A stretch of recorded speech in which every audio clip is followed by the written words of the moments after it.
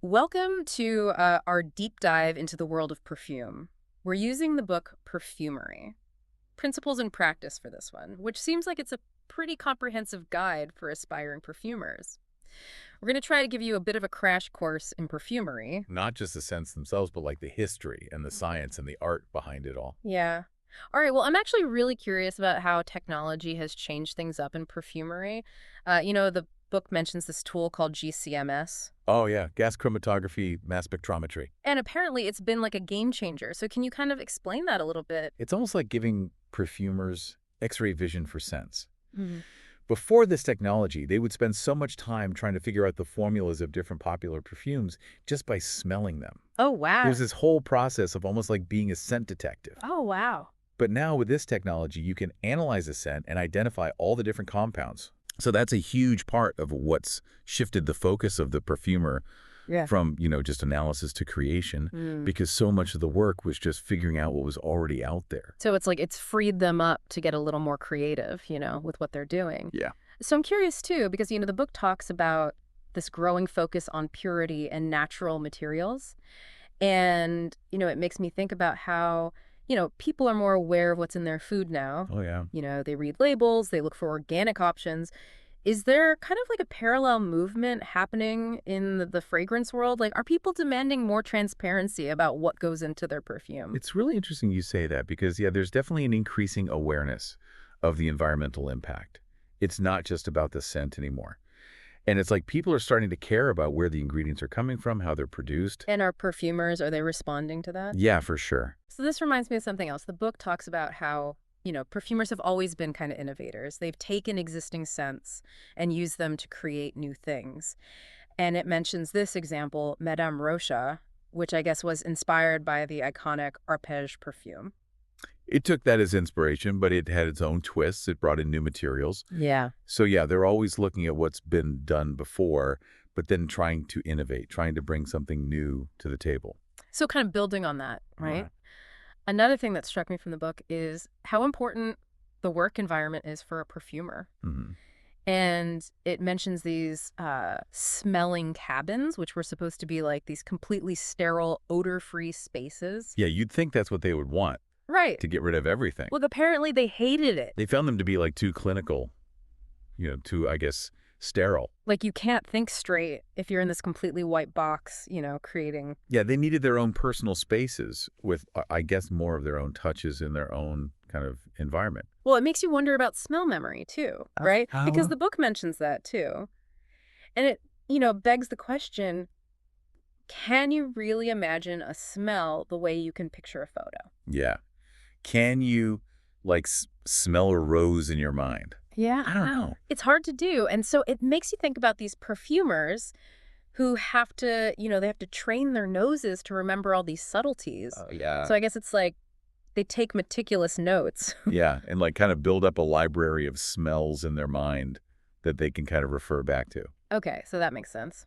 Now, how about like getting down to the nitty-gritty of extracting these precious fragrances? Yeah. The book mentions some traditional methods like tinctures and this thing called enfleurage, Oh, yeah, that's fascinating. where they actually layered like flowers on animal fat Yeah, it was pretty labor intensive. to absorb that fragrance. Yeah, but those techniques are mostly used for like fine perfumery now.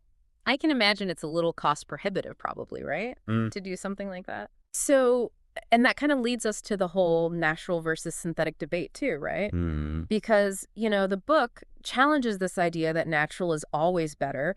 And actually, a lot of those synthetic ingredients were inspired by natural scents in the first place. Yeah, it's like a back and forth. I mean, so many of the synthetics were inspired by things found in nature. Right. So it's not so black and white. Exactly. The distinction between natural and synthetic, and, take vanillin, for instance. It's a synthetic compound, but it captures the essence of vanilla. Right. And now we're at a point where most of the vanilla we use isn't even coming from vanilla beans anymore. Really? It's all this synthetic production. Wow. So how do those perfumers, how do they train their noses? It's not just about identifying scents, right? They have to understand how those scents evolve over time. They do these things called evaporation tests, Okay. where they basically assess how long a scent lasts on a smelling strip. Mm. So that helps them understand how long it takes for those different materials to evaporate. So I guess they're learning the language of scent, right? Yeah, and they're encouraged to just try out all sorts of different Yeah. combinations and see what happens. That sounds fun. Now, the book also mentions that perfumers often start by imitating existing perfumes. Hmm. Why is that so important for their training? You'd think they'd want to jump right into creating new scents. What's all about breaking down complex scents, understanding how those ingredients work together. And, GC analysis has really come into play here. Yeah. It's made that matching process a lot faster. But perfumers still need to hone that skill of matching scents using just their nose. So I guess it's kind of like using their senses as a tool, right? Yeah, it's a real craft. They have to Mhm. be able to switch between different smelling strips, try smelling them simultaneously. So what is it about GC analysis that makes it so much faster and more accurate? Well, you can look at a GC printout, and there could be like over 100 different identified materials from a single fragrance. So Mm. it gives you a level of insight that wasn't there before. So how about bases? I'm still not really clear on what those are. Are they like pre-mixed blends of ingredients? Yeah, think of them like the building blocks of a perfume. Okay. They bring a lot of the complexity. Yeah. There's green bases, fruity, animalic, all sorts. So is that kind of like a shortcut then to create a more complex scent? I mean, yeah, kind of. But you also have this practice of what's called exploding formulas. Oh, exploding formula. Yeah, where you're basically trying to reduce the number of ingredients in a fragrance, often, for cost reasons. Ah, I see. So then what about like perfume structure? I mean, we've all heard of the classic perfume pyramid, top, middle, base notes. But is it really that clear cut? It's, in reality, it's a lot more fluid. All right. But it's a good way to think about, how a fragrance evolves over time. I see. So like the top notes, those are the first impression. Right, exactly. The most volatile, the things that evaporate most quickly. And then the middle notes, those kind of develop later, those are the heart of the fragrance. And then finally, you have those base notes. Right. And those are the longest lasting ones. So it really is like a symphony of scents, right? It is. Each note plays its part. And it's really those base notes that give the fragrance its longevity. Ah, so that's how they make those long-lasting perfumes. Exactly. And the top notes, the middle notes, they kind of round it off. Oh, okay. So they all kind of work together. Yeah. It's really about finding that balance between the individual materials and the overall character. And that can be tricky. You can end up with a fragrance that's too simple or too complex. Right. Like how do they find that balance? Well, the book uses this interesting analogy. They talk about how jasmine absolute is kind of like the butter in hot cuisine. Oh, interesting. Okay. It's an essential ingredient. It kind of elevates the whole thing. So finding the right balance of those natural ingredients. Now, what I thought was really fascinating is this idea that perfume evolution is kind of like biological evolution. Can you unpack that a little? It's this idea that over time, just like in nature, you have these different variations that emerge. Right. And then the ones that are most successful kind of survive, and they become these dominant families. Like chypre or oriental. Yeah. And they keep adapting over time, just like species do in nature. Wow. So it's like a fragrance family tree. Yeah, kind of. They're constantly evolving, trying to stay relevant, trying to stay fresh. That's really interesting. Okay, I'm ready to get into some specifics now. Let's dive into the world of chypres, florals, and orientals. I'm happy to be your guide. Let's start with chypres. What makes them stand out? Well, they have this unique, mossy, earthy character. They often combine that with bright citrus notes, different florals too, Yeah. and then some warm, sensual base notes. Think of it like walking through a forest after a rain shower.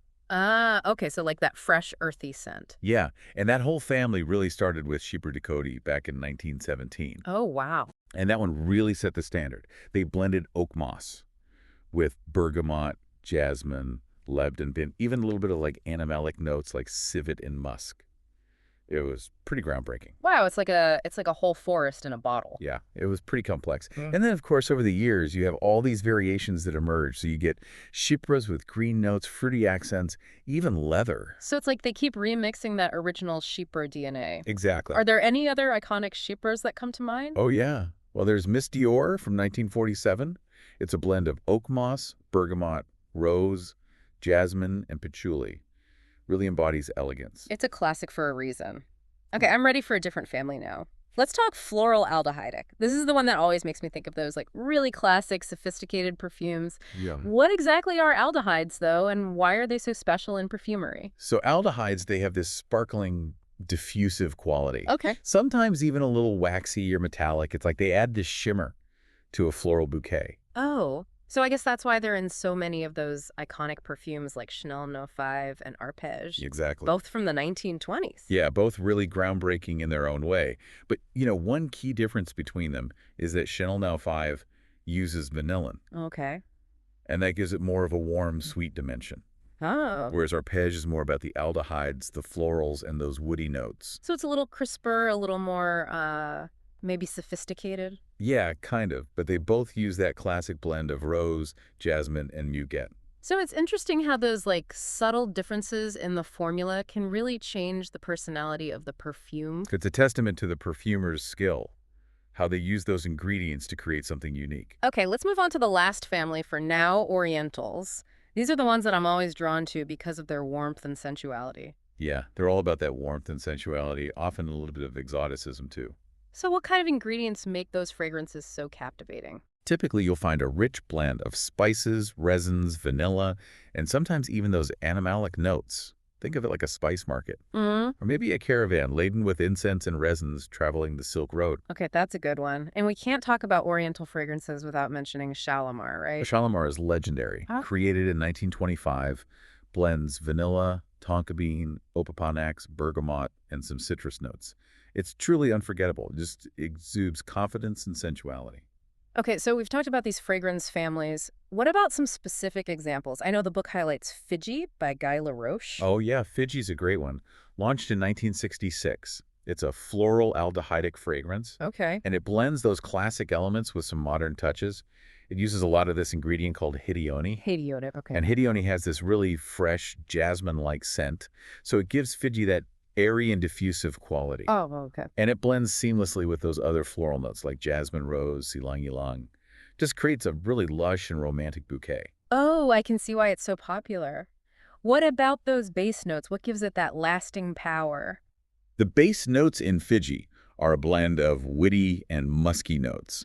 You've got sandalwood, vetiver, musk ambrette, all these warm, sensual notes. They add that depth, that longevity, that kind of alluring, sophisticated trail. Okay, so you've got the fresh florals, the warm, musky base. What else? There's actually a really interesting little twist in there. There's a tiny amount of Vertinex. Vertinex, isn't that usually used for like more functional products? It is, yeah. Yeah. But in Fiji, it adds this subtle woody ambery note that kind of bridges the gap between those fresh florals and the warm base. Oh, so it's like a secret ingredient. Yeah. Okay, what other iconic fragrances should we talk about? Well, how about Paris by Yves Saint Laurent? Paris. Okay. It launched in 1983, and it's Oh. just a stunning example of a modern floral fragrance.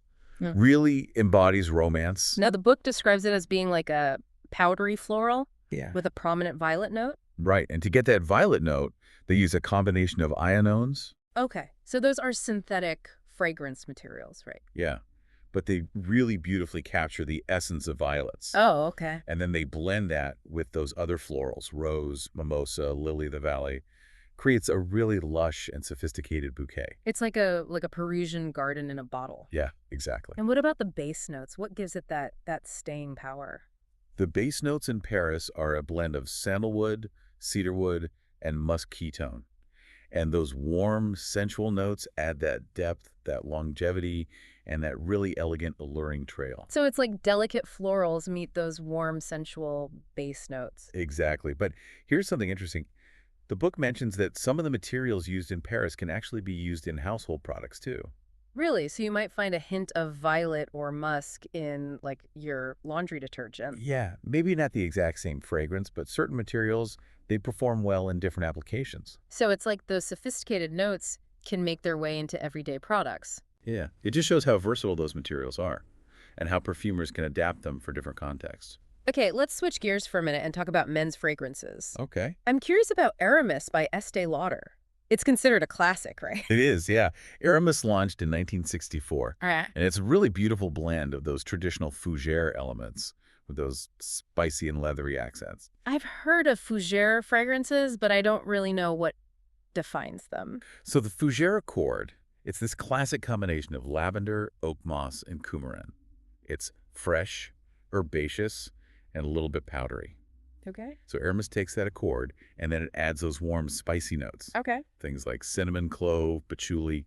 It adds that richness and complexity. So it takes those traditional fougere elements and then puts a new spin on them. Yeah, exactly. Okay, well, what about the base notes? What makes it so distinctly masculine? The base notes in Aramis are a blend of leather, sandalwood, and vetiver.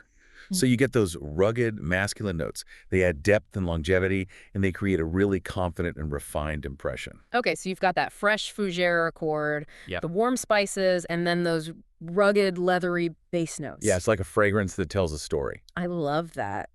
Fragrance is like its own little narrative. It is. But, creating these olfactory masterpieces goes beyond just blending beautiful scents. Oh, yeah. The book talks about some ethical considerations that perfumers have to navigate as well. Right. And I'm curious to hear more about, what challenges they face. One of the biggest issues is plagiarism.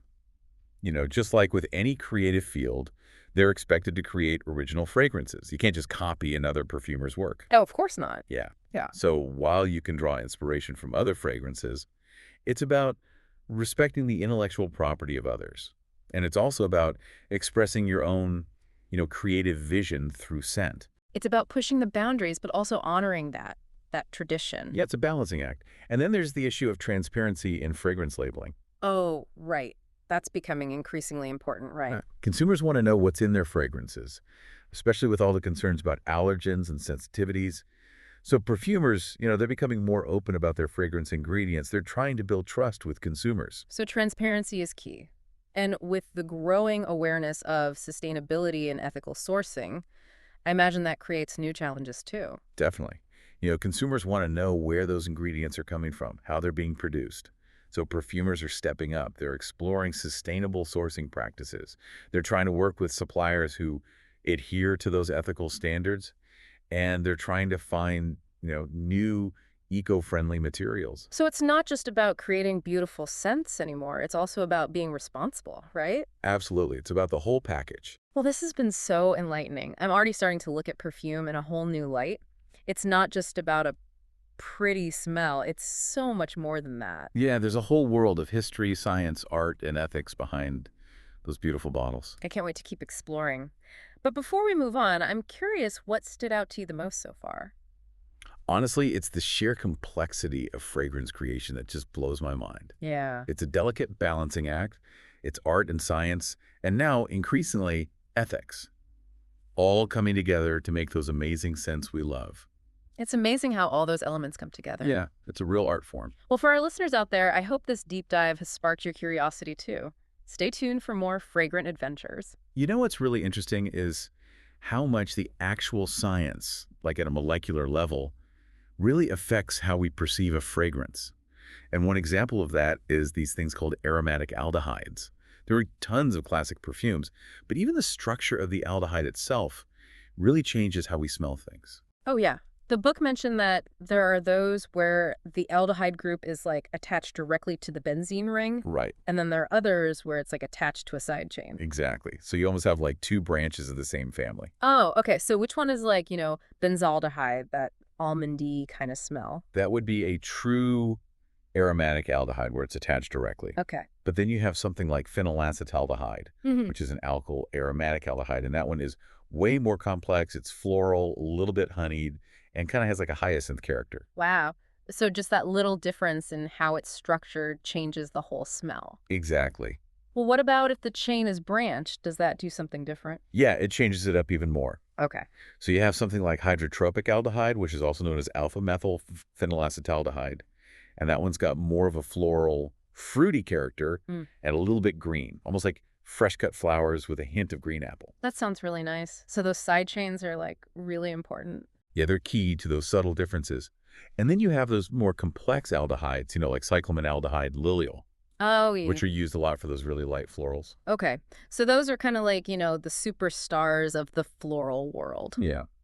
Okay, well, let's switch gears for a minute. I want to talk about esters because the book described them as basically like the fusion of an alcohol and an acid, which just sounds really intense. Yeah. So what kinds of smells do esters bring to a perfume? Esters are interesting because they can do a lot. They can be fruity, they can be floral, they can even be kind of waxy. Oh, okay. And it really depends on the alcohol and the acid that you're using. So is it kind of like, I don't know, when you mix different fruits to make a juice, like depending on what you use, it'll taste different? Yeah, it's like that. You get all sorts of different combinations. Okay. So like with benzyl acetate, you have this sweet, fruity, floral thing going on that's reminiscent of jasmine and pear. That sounds lovely. But then you have something like methyl salicylate, Okay. which is totally different, smells like wintergreen. Oh, interesting. So the esters, they're really versatile then. Yeah, very much so. The book also mentioned that the size of the alcohol radical in an ester, that can also affect the smell, right? It totally does. So if you have like a smaller alcohol radical, like methyl or ethyl, you mostly smell the acid part. Okay. So think about methyl and ethyl, benzoates, cinnamates, phenylacetates, and salicylates. In those, it's the acid that's really shining through. So it's kind of like the acid's the star of the show, Yeah. but then if you have a larger alcohol radical. Then things get a lot more complex because now you start to get those contributions from the alcohol and the acid and even the linkage itself. Oh, okay. So a good example of that is cis-3-hexanyl acetate. The cis-3-hexanyl part of that gives you the green leafy character. And then the acetate, that's where you get the fruity sweetness. So it smells like fresh cut grass. Oh, wow. So it's really amazing how you can change these molecules around and it really changes the whole smell. It really does. And another example of that is like with double bonds. Oh, yeah. Yeah, so the book uses this example, undesalic aldehyde. Okay. It's got a really weak, fatty kind of odor. Okay. But if you stick a double bond in there and make it undesalic aldehyde, now all of a sudden you get this really powerful, waxy, slightly citrusy smell. Oh, wow. So it really changed it a lot. Yeah, it really did. And then if you move that double bond to a different position, like an intro-11 aldehyde, you get a similar kind of waxy citrus thing, but it's way more intense. Oh, wow. So it's like you can fine tune these molecules and they're like little instruments. Yeah, each one has its own personality. Now, all this chemistry talk makes me wonder, are there any reactions that can actually hurt a perfume? Is that something that perfumers have to think about? Oh, yeah, definitely. Because perfumes are these complex mixtures, Yeah. and these can react with each other or with, like, the environment, and that can lead to all sorts of changes that you don't want. So it's like it's not just making it smell good, it's also making sure that it's going to stay smelling good. Right. So what are some things that can go wrong, in a perfume? Well, one of the big things is oxidation. Oh, yeah. So that's where things react with, like, the air or heat or light, Right. and that can cause those fragrance molecules to break down. So it's kind of like food going bad. It's very similar. Yeah. And certain metals, like iron, can actually speed that process up. Oh, no. So is there any way to, like, test how stable a fragrance is? Yeah, you can do stability tests Okay. where you see how your perfume holds up to heat, light, and humidity. You want to make sure it can handle those real-world conditions. Yeah. And it's not just the fragrance itself, it's also about the base. Oh, yeah, right. The base that the perfume is in? Yeah, so like a base that has alcohol in it or a base that has water in it that can change how the fragrance behaves. Oh. Okay, so that's a lot to think about. But all of it is really important. It is. And it's not just about making the perfume stable. It's also about making sure it doesn't do things like, change color. Oh, right. Yeah, because that can happen too, right? Yeah, so some fragrance ingredients, they can actually discolor stuff, especially in products like soaps and lotions. I see. And one of the worst offenders is aldehydes, especially those long chain ones. Okay. They can be a real problem, especially in things that are alkaline, like soap. So like citral, for instance, can turn to soap, like yellowish brown. Oh. Yeah, it's not pretty. And then you also have phenols. So like eugenol can turn soap a brownish color. Oh, okay. And isogenol can actually make it go black. Wow. So those are ingredients to definitely avoid then. Well, sometimes you can actually combine them in ways that prevent them from being a problem. Oh, okay. So the book gives some examples like Yeah. blending carbon monoxide with spearmint oil can help. Okay. And also cinnamic aldehyde, if you combine that with eugenol or D-limone, it seems to help too. Interesting. It's kind of like canceling out the bad effects, right? Yeah, in a way. Okay. Well, let's move on. I want to talk about diffusion. I feel like that's a really important part of how we experience a fragrance. Absolutely. It's all about how those fragrance molecules are traveling through the air and getting to your nose. So how strong is the smell? Yeah. How far away can you smell it? All of that. Exactly. It's what makes that scent trail. Okay. So what affects diffusion? Oh, there's tons of factors. One of the big ones is the volatility of the ingredients. So more volatile ingredients, those evaporate more quickly. Right. So they give you that initial burst. So something with a lot of citrus in it would be really noticeable right away. Right, Yeah. exactly. And then the concentration of the perfume is important too. Oh, So a higher concentration, that means there's just more of those fragrance molecules in there right. ready to escape into the air. Okay, so the stronger the perfume, the more noticeable it's going to be. Exactly. And then environmental factors come into play too. Yeah. Temperature, humidity, all that stuff. So, like, if it's really hot out? Yeah, if it's warm, the diffusion's usually better Okay. because the molecules have more energy. Mhm. But high humidity can actually make it worse because the air's heavier. Oh, so that's why a perfume might smell different on a hot day versus a rainy day. Totally, yeah. And then there's even the properties of the molecules themselves. So like molecular weight is important Okay. and polarity. Okay. So lighter molecules, those tend to diffuse more easily. Okay. And then non-polar molecules, those are the ones that don't like to hang out with water. Oh, right. They tend to diffuse better too. So basically, a fragrance with lots of light, non-polar molecules is going to have that bigger scent trail. Yeah, you got it. It's all about that chemistry. Okay, well, speaking of things that affect how we experience a fragrance, what about substantivity? The book mentioned that too. So substantivity, that's basically how well the fragrance sticks to a surface. Okay. And that's super important for things like laundry detergents. Oh, yeah. You want your clothes to smell nice after you wash them. Exactly.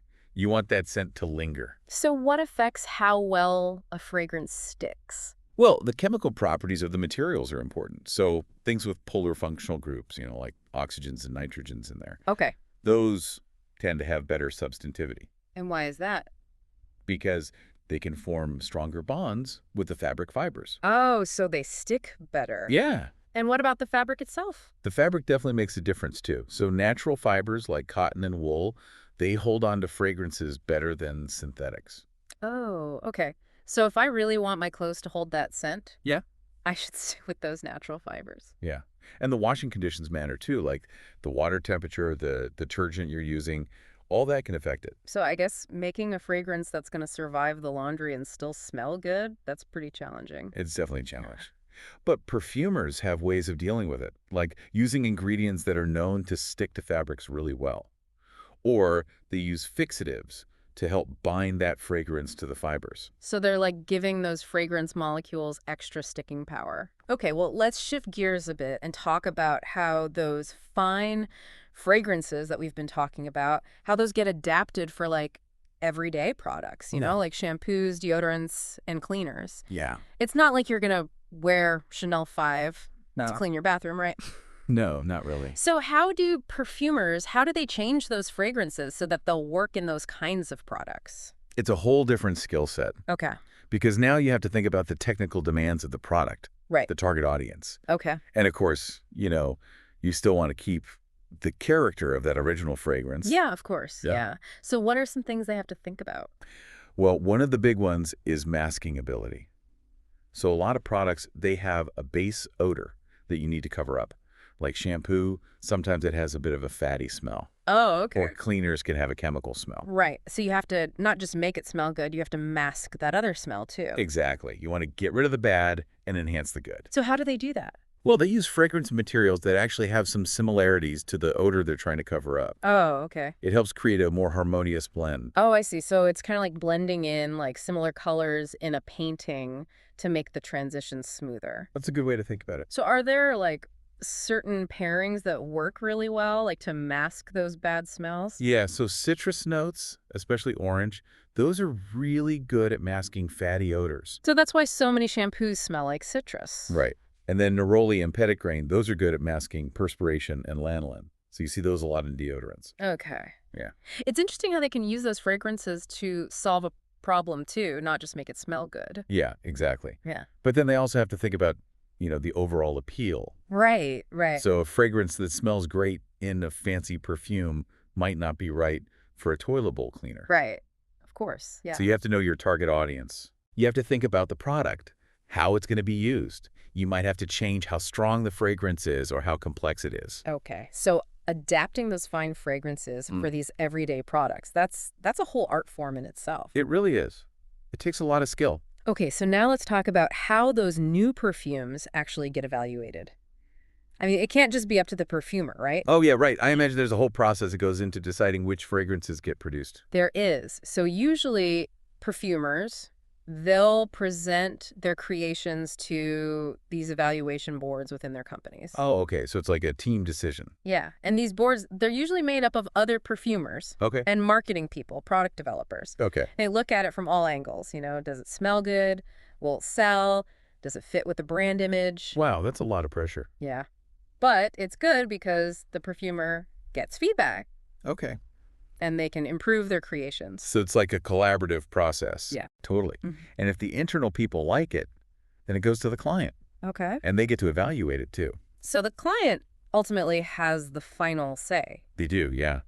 And every client is different. Some of them have their own evaluation boards. Others, they rely more on consumer testing. So it really varies. Okay. So the perfumer has to be ready for anything, basically. Yeah. They have to be really adaptable. Mm-hmm. Now, one of the big trends we're seeing now is this huge demand for natural fragrances. Oh, yeah. That's like a huge thing everywhere now, right? Yeah, it's like the organic food movement, but for perfumes. People want natural, sustainable, synthetic-free fragrances. Right. And that creates some new challenges for perfumers. Oh, yeah, I bet. I mean, I can imagine that working with natural ingredients is a lot harder than working with those synthetics. It is? Yeah. So how do perfumers deal with that? I mean, if that's what consumers want, how do they make it happen? Well, it's kind of a mixed bag. Okay. On the one hand, it's forcing perfumers to be really creative, to come up with new ways to use natural materials. But it also creates limitations because natural ingredients, they can be more expensive. Okay. They can be less stable. Right. And they're definitely harder to source. I see. So it's a challenge for sure. And you know what else is a challenge? What does natural even mean when it comes to fragrance? Because there's no real, standard definition. Right. It's a real gray area. Yeah. So what we're seeing is that perfumers are being a lot more transparent. Okay. They're telling people what's in their fragrances, how they're sourcing their ingredients. It's really all about educating the consumer. So they're trying to build that trust. Exactly. And even though it's hard, I think this whole push for natural ingredients, it's actually a good thing for the industry. Oh, yeah. Yeah, it's forcing perfumers to innovate. Okay. They're finding new extraction techniques. They're working on sustainable sourcing. They're even creating these hybrid fragrances that use both natural and synthetic ingredients. Wow. So it's really pushing them to be more creative. It is. Yeah. Now, another big part of sustainability is this concept of biodegradability. Oh, yeah. Right. Right. So the fragrance, it needs to break down in the environment. Right. We don't want those molecules just hanging around forever and potentially causing problems. So what makes a fragrance biodegradable? Well, it really depends on the chemical structure. Yeah. So those simple straight chain molecules, those tend to break down pretty easily. Okay. But things with complex branched molecules or things with aromatic rings in them, those are a lot harder for nature to deal with. So the simpler the molecule, Yeah, the better it is for the environment. basically. And perfumers are becoming more and more aware of this. So they're actually thinking about the biodegradability of the ingredients when they're creating a fragrance. Yeah, more and more, which is great. And, there are actually some organizations that are starting to develop standards for this, like the OECD. Oh, They're working on standardized tests for biodegradability. wow. So it's really becoming a more important factor. Definitely. Okay, well, let's shift gears again and talk about the tools that perfumers use. Because the book mentions, there are these scientific instruments that can actually analyze a fragrance and break it down. Yeah, it's amazing. So I'm really curious to hear more about, what those tools are and how they work. So one of the most powerful tools out there is GCMS. So that's gas chromatography, coupled with mass spectrometry. Okay. And that lets you separate out all the different components of a fragrance. Wow. So it's like you're seeing each individual molecule. Exactly.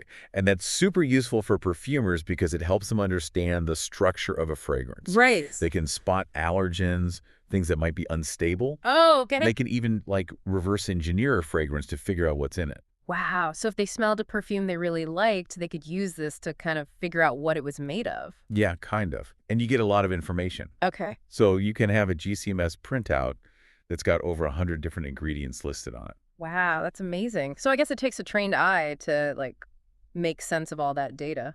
It does. But experienced perfumers, they can look at those chromatograms and they can spot patterns that tell them what's in there. Yeah. They can see there's certain natural materials or specific synthetic ingredients. So they're like fragrance detectives.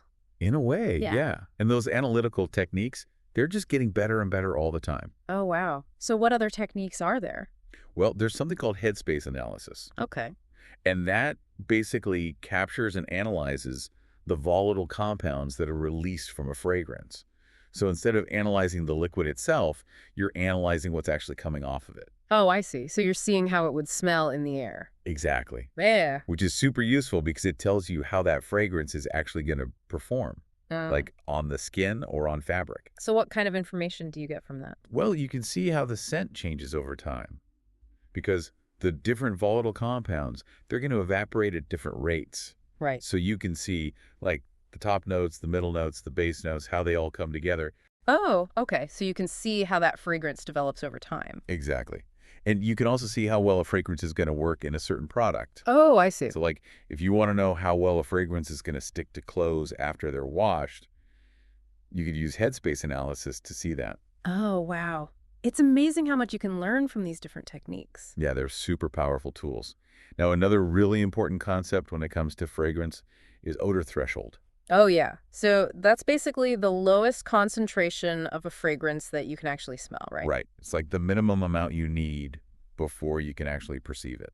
Okay. So some ingredients are really strong and you only need a little bit, but others you need a lot more to actually be able to smell them. Exactly. And it varies from person to person too. But like in general, a material with a low odor threshold, that's going to be easy to smell. Oh, So like vanillin, that's got a really low odor threshold. okay. But something like musk, that's got a really high odor threshold. So you need a lot more of it. So it's like the difference between like a whisper and a shout. Yeah, kind of. And perfumers, they have to know all those odor thresholds Right. because if they don't, they might create a fragrance where one ingredient is just way too strong and it covers up everything else. So it's like they have to balance all those different ingredients. Exactly. And it's not always simple Okay. because the other ingredients in the fragrance can affect the odor threshold of each individual ingredient. Oh, okay. So sometimes things can like enhance the smell or sometimes they can mask it. Yeah.